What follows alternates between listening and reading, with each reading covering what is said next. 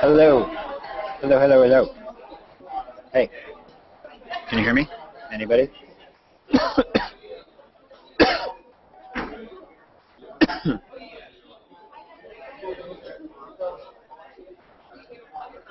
Posting broadcast video to the public. Hello. Hello.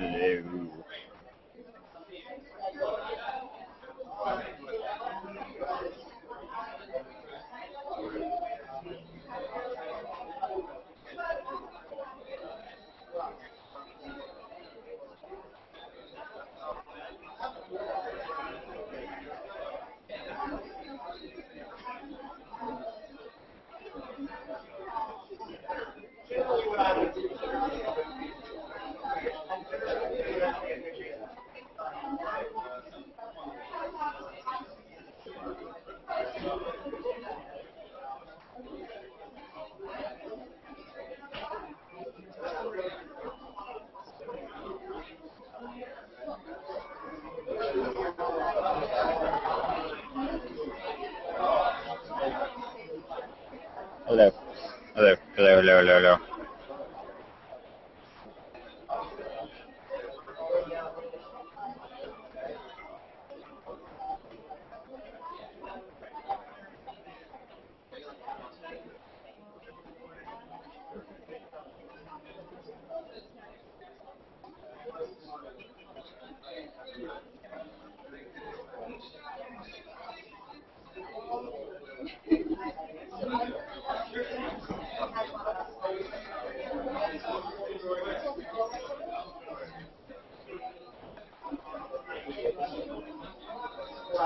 All right, so we're waiting on some people to join the Hangout, so then we can get questions and answers and chats.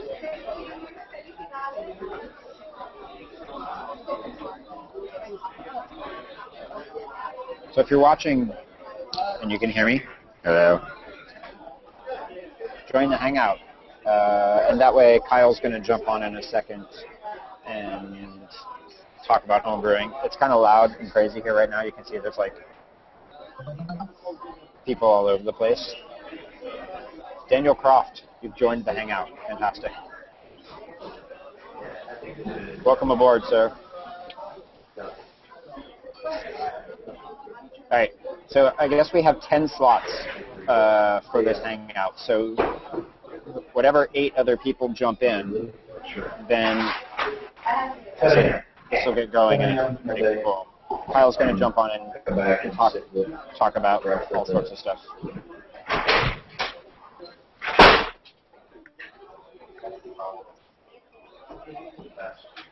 To be expected. All right, hang on 1 second. Kyle. You don't think we were going to what? How we were there, Mark? Tuesday?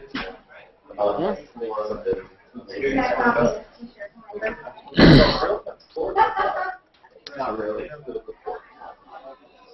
You doing this?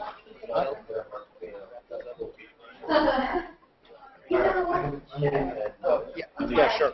Okay, so there's a bunch of people getting ready. You're going to have 8, like,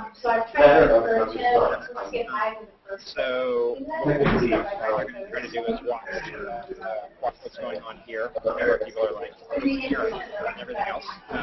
But people are watching and they're joining the chat and stuff. So it's recording and whatever. So basically it's kind of hello. Can you hear me? Yep. All right. Hi, guys. Hi. Hi. Sir, what's your name? I'm Dan Croft. Ben Croft? Dan. Dan. Nice to meet you. Are you a coffee enthusiast? I'd like to think so. Nice. So one thing to do is just there's people watching. And so if you just keep saying like, hey, if you're watching and there's not 10 people in this, like, join the Hangout, and then you can grab one of these spots. Okay. Because we can get a bunch of other people. By the way, if you're watching this and you're not part of the Hangout, there's open spots right now. So Ben, how do you brew coffee? Three separate people that use. I'm Dan. Dan, I'm sorry. Dan, how do you brew coffee? Espresso machine. Do you have it? What kind? I have a Breville dual boiler at the moment, Very nice. which is convenient given what you guys are doing down there. It's a nice piece of kit, man. I just I played with it recently for the first time, and it's impressive, especially for the price point. It's crazy. Yeah, it is pretty good. I'm actually on my third one. Third one. Yeah, but I mean, it's like anything, you know, stuff goes wrong. But Breville have been just super awesome about the whole thing. That's cool. They just send you a new one if you have trouble with it. I mean, they want to find out what the issues are, which is great. Sure. But like, it's awesome. Yeah. Do you have any? Do you have questions about like little things about your brewing that you're curious about? Well, we've all got questions. I mean, the biggest issue I have is like getting some random espresso bean and figuring out the grind and just dialing it in. You know, and I don't think there's any like magic bullet panacea that will fix that for me. It just takes time. You know. It definitely does. And are you Australian? Yes, guilty as charged. Where do you live? New York City. Oh, okay. An Aussie in New York. Yeah, I could come down, but I'm working, and I have a job, which is nice. Oh, a job. Yeah, Fancy. I don't know. I guess that's nice now. Nice. Well, there's a lot of good roasters in New York. There's a lot of good coffee to get these days. There's so much good coffee to get when you know where to look. It's awesome. And I'm lucky to have a few barista friends and people that can point me in the right direction. So I've been trying a lot of cool stuff. Right now I have a single origin from Stumptown, which I just picked up last night, trying to dial that in and get it all sorted out. Nice. And you only do espresso? Yeah, for the most part, I enjoy the hobby aspect of espresso a little more. I mean, it's, you know, there's a lot of stuff to work on and how to get everything dialed in, and it's good fun. I had a Sylvia before I had the dual boiler, so that was a lot harder, and it's no PID, so... Yeah, major upgrade. Major upgrade. Yeah, in terms of ease of use, it's really a big deal. Yeah. Who else do we have? Who's Juan Jose? Hi, I'm Juan Jose. I'm dialing in from London. Nice. Welcome. I guess one of the questions I want to ask is about water. Yes. So something normally I brew with London water, which is hardly ideal. It's very hard water, as I understand. It is pretty hard, and my coffee tends to taste very flat. And something I noticed over the holidays when I went back home is that the water tasted much better. Yes. The coffee tasted much better over there. Yes.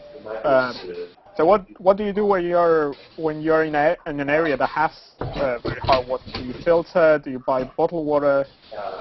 What kind of things do you do? Well, so for London, London is a place that has incredibly hard water, like you mentioned, and so there's a couple of options. You could, you know, really go for it and put like a softening system in your home, which, you know, is expensive and it's difficult and whatever. I live in Los Angeles, and we have the same problem, incredibly hard water. So I would actually do one of two things. I would either buy like a reusable vessel and go to my favorite roaster, like Square Mile or something. I'm going to interrupt 1 second real quick and just add a dude. There's a dude who wants to get added. He's all like, I need to get in. 1 second, guys. Yeah. Hey, Okay. sorry for interrupting. I'm causing problems. Where is...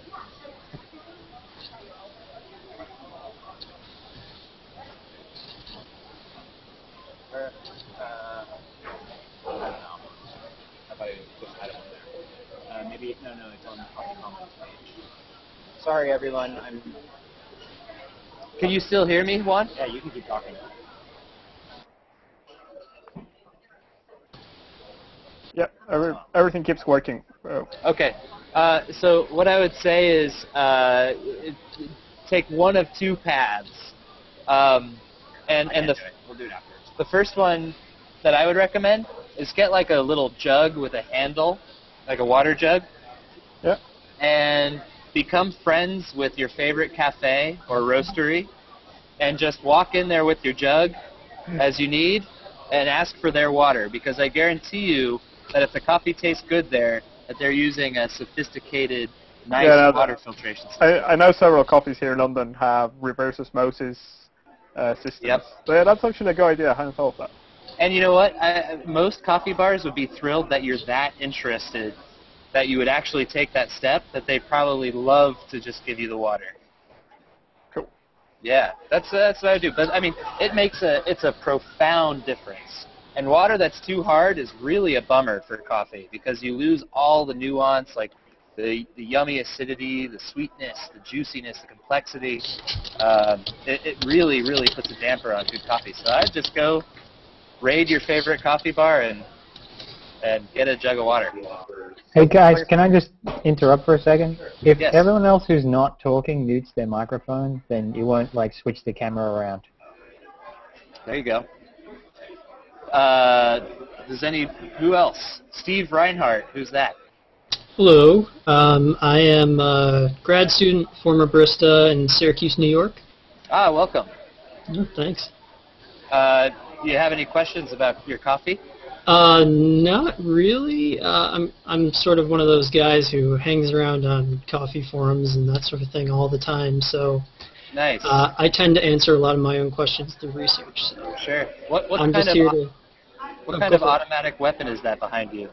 Oh, it's an Airsoft MP5. I don't know. I bought it for an art project back in my undergrad and spray painted it white and mounted it on my wall. Nice. Yeah. Awesome. It's a little pop art or something. Nice. I like it. It's intimidating, even over video, because it's kind of pointed in my direction. Yeah. Does anybody else have any curiosities about coffee that they'd like to express? Frustrations, hopes, dreams? I think the big thing for me is just like, you know, I can usually dial my coffee into a certain point, and then it gets to a point where it's like, oh, it's reasonable, it's pretty drinkable, it's happy, and then after that it gets super hard to sort of work out, like from just diminishing returns, that whole deal, you know, dialing it to the point where it's like, oh, it's really good, and I'll randomly get something that's like totally awesome, but it's just not, you know, consistent. It's consistently, you know, good, but it's never great. Yeah, well, I mean, it can be especially frustrating when you're experimenting with a lot of different roasters, a lot of different blends or single origins, because, you know, maybe just when you're hitting the sweet spot of a coffee, you're done with it, and you're moving on to something else, and it behaves completely differently. You know, I think something that's good to do with espresso, especially as you're refining your game, and is to find, you know, a staple coffee, you know, or a blend that you always go back to sort of recalibrate and make sure you still know what you're doing. Because, you know, you may pick up a coffee that's not particularly well roasted, or maybe is not that great. You might think it's you. And that's frustrating, especially, you know, when it's actually not your fault at all. But home espresso, man, that's a commitment. That's like having another, you know, wife or something. It's like they're fussy. You've got to maintain them. They're messy. It's not really a wife, I guess. It's like having an infant in the house. You know, that it consumes a lot of power and a lot of time, and in order to actually get your shots right, it's like 20 minutes a day of like fussing with the thing, and then the cleanup, and it takes real dedication. I salute you for doing espresso at home. I don't have the stomach for it. I started doing, I've actually done some training with Counterculture in New York, which has been really awesome, and those guys are great. So I've done the beginner espresso, and I also did the milk chemistry class. Both like really good classes, and the guys there are awesome. Sorry about the noise here. But that's been really helpful, especially because I steam milk. Usually in the morning my routine is to get up, pull a shot, and then make a flat white or something like that. Plus I'm Australian, so that makes sense. Of course.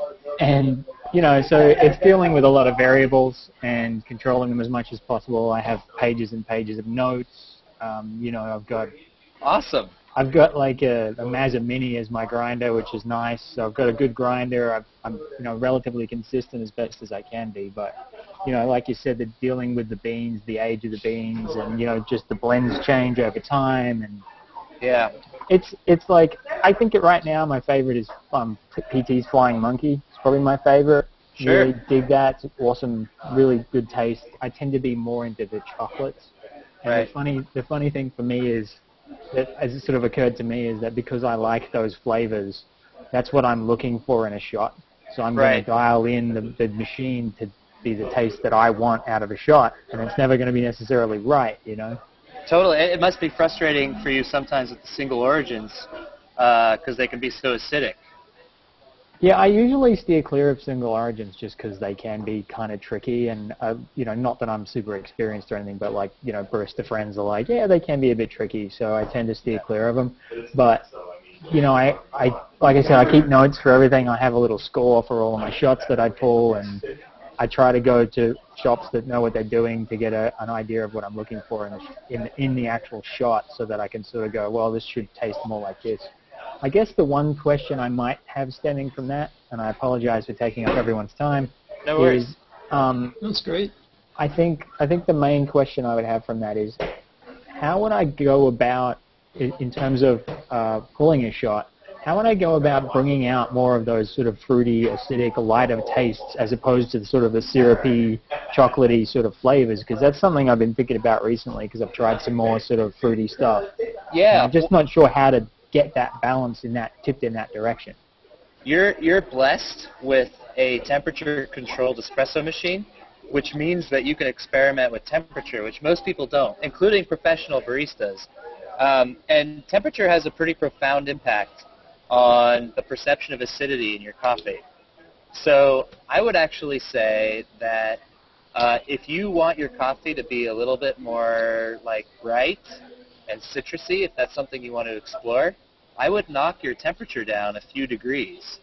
And you'll start to see those kinds of flavors emerge, even with like 2 degrees Fahrenheit change, or, you know, 1.5 degrees centigrade.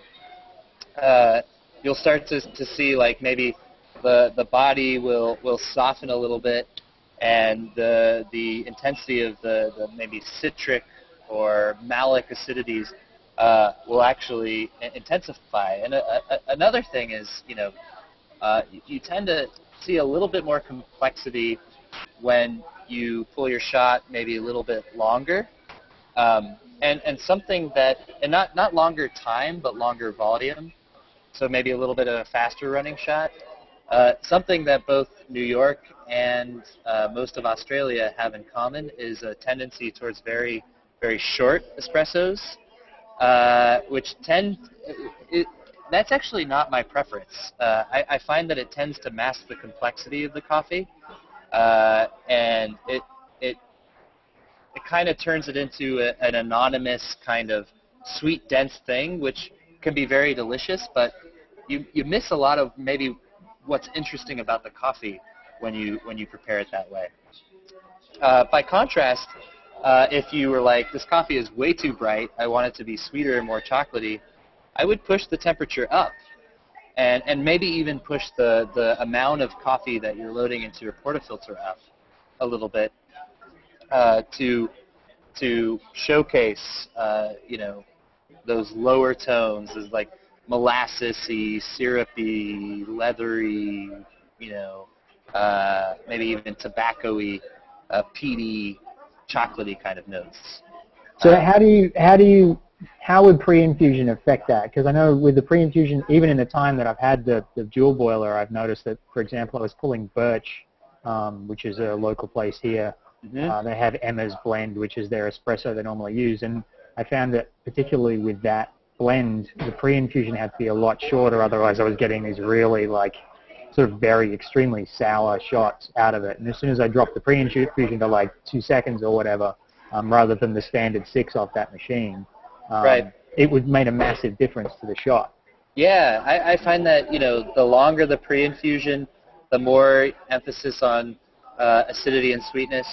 The shorter the pre-infusion, the more those kind of round out. But what I found with espresso a lot of the time is with too short a pre-infusion or no pre-infusion, that you'll get this sort of salty character, which I don't like at all.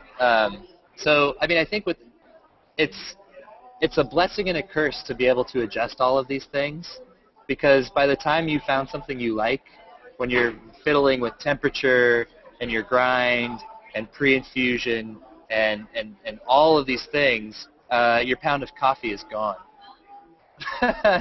I do keep, like I said, I keep notes on the grind, the temperature, the pre-infusion, how long the shot was pulled, you know, all that usual stuff, what it weighed, which obviously gives me the shot ratio and all that sort of stuff. So I have like records going back an embarrassingly long time on how long I've been doing this. That's cool. But, you know, so that allows me to say, well, let's get that blend again. I might have to tweak it. But I think that, like I said, the big issue I'm having is really sort of saying, well, beyond that sort of median, which is obviously going to be aimed at my tastes, how can I, you know, play with it? How can I get a fruitier shot and pull that out? And from what you said, that's maybe lower the temperature a bit and maybe pull a longer ratio Yes. from the shot. And that's one thing that counterculture sort of really, when I was there at the beginner espresso, they were like, I was cutting them off too soon. Like I was cutting my shots too soon. So as soon as I thought it was blonding, as soon as I saw mostly blonde coming out of the espresso, I was like, oh, done, kill it. Right. You know, but they were saying, you know, Meister, who I don't know if you've met or know, but Meister was like, she's awesome. And she was just like, you know, just let it run a few seconds or a couple of seconds or whatever. Give it a little bit of time, and that brings extra flavor and balance into the shot. I think it was really awesome. Well, I mean, yeah. I mean, I think that's actually a cultural preference of your people to the double Riz, right? So yeah, I mean, I think, you know, I definitely, and I think the folks in counterculture are on the same page. Like we want the full sort of kaleidoscope of flavor, you know, the acidity and everything, and like having it be super strong and super, you know, blunt and maybe only tasting of chocolatey notes is not as fun when you taste a lot of espresso all the time. So yeah, I like longer shots. If I ever do get like a proper, you know, 60 ml double espresso, I always you know, make sure to compliment the barista because it's so rare. It's probably a lot easier to do that, right? To cut it short and know that you've got the syrup and the sugar and everything, and then without having to really worry about like getting too much of that really acidic sort of almost over extracted kind of flavor in it. That Yep. I don't know. It is. There are some people who would say that the ristretto shot is a crutch because it is easier.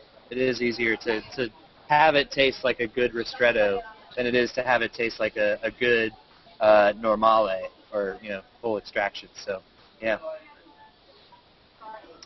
Who else? Anybody else have curiosities about Can I coffee? ask you something, Daniel, actually, about the technique you use for dialing in? So I'm also blessed and cursed with having access to a temperature-controlled high-end machine. And I have access to tons of coffee as well, and London at least is very, very good for that. So how when you're dialing in, what do you like? You get a new bag of coffee. What do you use? Do you vary the grind size, the dose? How do you go about it? Well, I don't want anyone to hurt me, so I won't like. I won't pretend to know that I, you know, these answers. But for me, I definitely go off the suggestions from, you know, whoever the roaster is. I'm always a bit kind of put off when I buy beans and they don't have like roast guidelines. And clearly there's a lot of variance in coffees. There's, you know, darker and lighter roasts affect it, you know, what kind of blends are in it, whether it's single origin, you know, all that kind of stuff. You know, so there's so many variables in coffee production and roasting that when you get it and they can't even give you just a ballpark, you know, for something that works for them. It might be on a GS3 or a freaking Strata or a Slayer or whatever. I don't really care. I would like to see some guidelines. But I usually start at those guidelines. And from that starting point, I'll sort of say, well, okay, is it sour? Did it run long? And again, I'm keeping a bunch of notes. So like if they say, you know, it's say 18.5 grams, which is what I've got right now, and they're expecting to pull a full, you know, 45 grams of coffee, and I weigh my shots after I've pulled them. Yeah, I'm a little obsessive. Awesome. That's great. So I'm weighing my shots afterwards. I don't weigh the ground coffee anymore because the scale I have that actually can take a portafilter and the ground coffee is ridiculously like out of spec and doesn't really work. But like I weigh the beans before I grind it. I clean my machine out, the grinder out. So what I look at is if in the shot I'm getting a really sort of bitter sort of flavor, I will generally leave the temperature at the suggested temperature, and then I will like pull the shot back a little bit, so I'll loosen up the grind depending on what the actual ratio of output is. So if I'm saying 18.5 grams and I'm getting like, you know, that I'm getting a super blonded shot at, you know, 15 seconds and I'm getting 30 mils or 30 grams out of that shot, then it's probably a little bit loose. So I'm going to, you know, tighten the grind up a little bit. It's always a balancing act because, you know, you tighten the grind up. What does that mean? It means that the hot water is on your espresso, your actual ground beans, a lot longer, so that's going to affect the flavor. And if you're tweaking it beyond what their recommendations are, then there's always this big balancing act between all of the different variables. And that's really the hardest thing to figure out. So honestly, I adjust the grind for the most part, and that's really what I play with. That's really, generally speaking, that's how I adjust stuff. Occasionally, if I'm feeling a bit frisky, I'll, you know, dick with the temperature for laughs. Sometimes I'll tamp harder or softer just to see what the outcome is. And, you know, if beyond the grind, I'll usually only up dose or sometimes down dose from what they've been recommending. But that's usually how I tweak it. I don't know if that was helpful, hopefully. No, that's pretty nice. Sorry, go ahead. That's great. One of the really tricky things about espresso too is none of the variables exist in a vacuum. So if you adjust one, it's going to have an effect on everything else, which is why it's good to a repetition, I think, with the coffee that you really like for a little while is good because you start to understand some of the more nuanced details about how little inputs affect your other inputs and how adjusting one thing might mean you have to adjust another thing. And, you know, there's the whole, like, you know, it takes 10,000 hours to master anything kind of rule.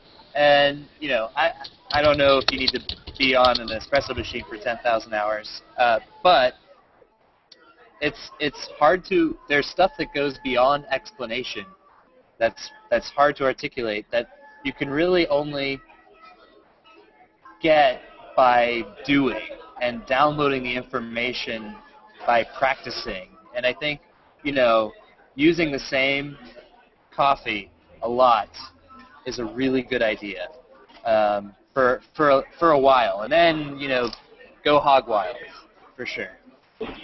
Yeah, I used Black Cat for a really long time, and that was because my barista friends were like, hey, Black Cat's a really nice average. It's usually pretty consistent. It's an easy coffee. It's not all that temperature sensitive. And at the time I was using a non-PID Sylvia, which, you know, I'm temperature surfing. It's a horrible pain in the ass to try and deal with.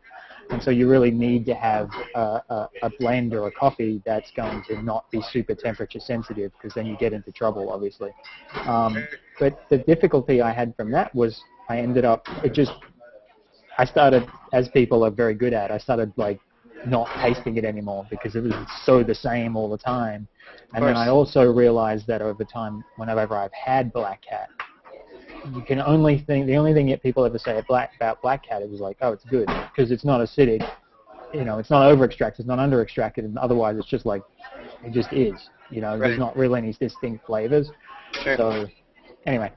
Yeah, it's a crowd pleaser for sure. I think, yeah, I mean, whatever it is. I mean, for you, it sounds like it might be the Flying Monkey blend from PT's. That although, is there a place where you can buy that here in New York, or do you have to mail order that? I just buy it online. I don't really mind buying online. The biggest problem I have buying it online is timing it right so I don't run out of coffee. Yeah, that's a good point. Yeah.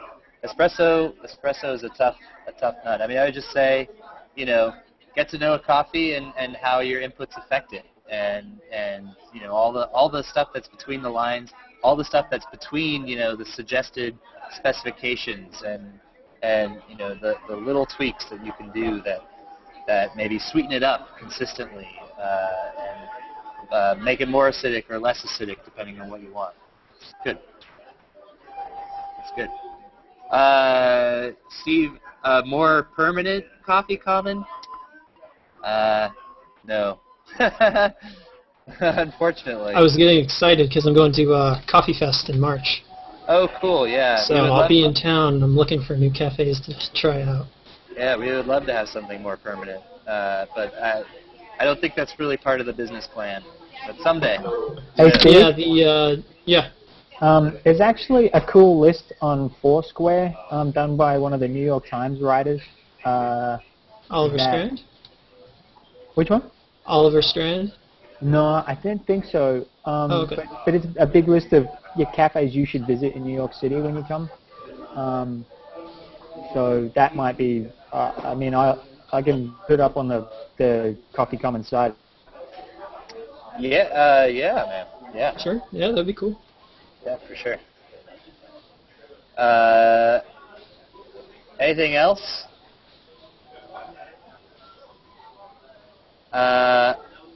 Jay Rose. How's it going? Hey, what's up, man? How you doing, man? Good. I just was drinking my coffee. I thought I'd pop in and see if I can learn a little more about coffee. Nice. How do you make coffee at home? Oh, I use a Keurig. A Keurig? Mm-hmm. Oh, man. We got to change that. It's okay. I understand. Where do you live? Seattle. Seattle. Mm-hmm. There's some good roasters in Seattle. Yeah, I'm actually a barista. Whereabouts? Up on Capitol Hill for Cafe Ladra. Cafe Ladra. You must know my friend Jared Linsmeyer. I do. He just joined our team. Yeah. He's great. It's part of why I'm getting more interested in the process and AeroPress and I don't know, just learning more about it. Yeah, I love my personal favorite way to brew coffee is on a Chemex. Are you familiar with that device? No, not at all. I think that they sell them at Zoka, and I would imagine that Jared. I know that Jared has one, so I bet if you asked him, hey man, can you show me a Chemex sometime, he would be psyched. Yeah, next time I bump into him, I'll bring it up. It brews beautiful coffee. It really, really does. We also have Zane. Hey, how's it going? You might be muted, Zane. Oh, you're there. Where are you coming to us from? Oh, can't talk. Understand. Ah, sneaky. Just started home roasting. Well, you're in the place to be, Oakland. You're right next to Sweet Maria's.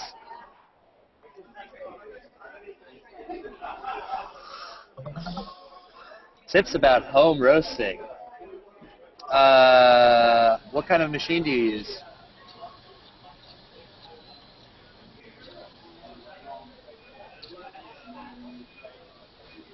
Well, I can't hear you. What? Popcorn popper.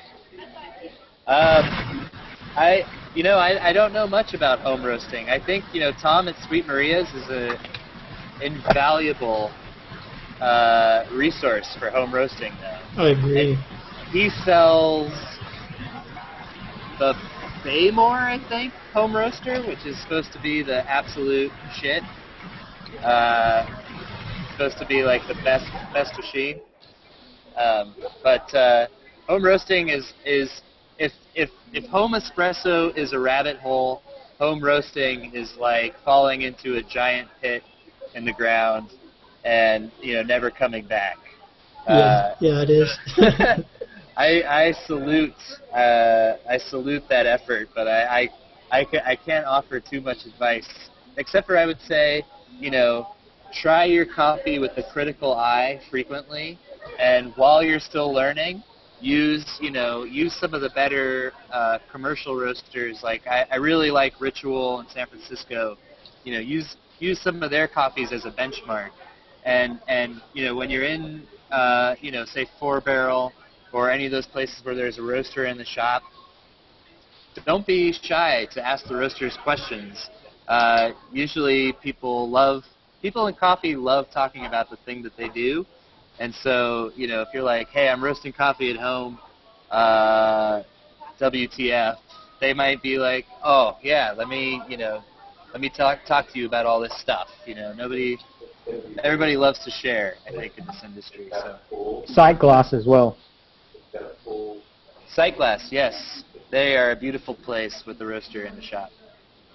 So that would be a good place to go for sure, I think. Yeah, and Zane, there's a lot of home roasting communities online. So if you go to like Coffee Geek or you go to the Sweet Maria's forums, tons of tips for people who are starting out with popcorn poppers and want to figure out how to roast better with those. A little point on the B-more. It's pronounced B-more, which is the weirdest thing in the world. But I started roasting with what's called a Stir Crazy turbo oven. So you use one of those like convection ovens with a Stir Crazy thing, and it's a little bit like a drum roaster. It's very programmable as far as temperature goes. The B-more feels like a step down in that there's way less control over your actual roast profile. But the automation is really nice. Like I roasted a lot of coffee for people for Christmas this year, and that's helped so much. Just being able to throw in a half pound and hit a couple buttons and watch it and hit cool if I need to or something. But for the most part, it was way less hands-on, and it helped me just kind of like pound through roast after roast after roast. Whereas when I'm roasting for myself, it's more like I understand my relatives don't necessarily appreciate nuances and that sort of thing, so I don't need to try that hard. But for me, I tasted a few of my coffees, and some of them seemed like they needed some tweaking. So I took them back and got them on my more manual roaster, and just really worked with them for a while. So it depends on what your roasting philosophy is. Do you just want to have fresher coffee for yourself that you can say, hey, I roasted this, or do you really want to bring out like the best that you can bring out in a certain green bean? So that kind of stuff is great to look up and talk about. I think that Sweet Maria is an invaluable resource, and I think that Tom Owens should be like, he's like a national treasure for his contribution to the home roasting community, and he's right in your backyard, and he's super accessible, and the forums and his website is secretly used by roasters across the country to find out information about different coffees and profiles, and because it's like it was obviously built in like 1983, but it's chock full of good stuff. It's a great resource. That would be the best information or best advice I could give you, I think, is to pay attention to that. Yeah. What else?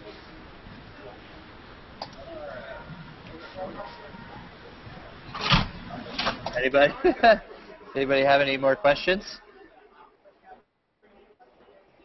Well, I think we might wrap this hangout. This has been pretty cool, guys. Thank you so much for letting me talk.